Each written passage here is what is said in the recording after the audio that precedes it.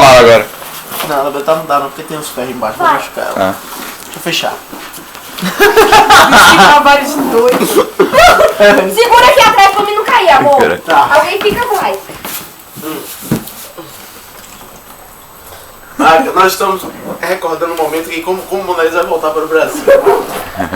Eu sempre chamei ela eu sempre achei que ela era uma mala. Agora eu confirmo.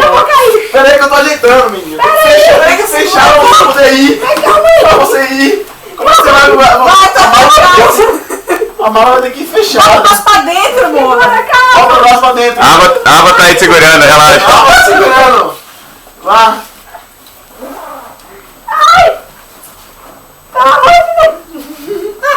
Tem que tirar um pouco de bunda aí, velho. Um pouco de perna, meu. Sai daí, por favor. Não vai não. Gente, eu vou rasgar a mala. Eu vou rasgar a mala. Abre.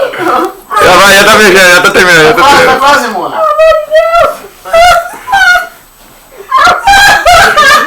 Eu vou rasgar a mala.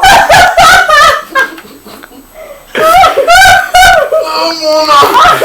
A sua bunda é muito grande. Corre um pouquinho aí. Eu vou rasgar a mala.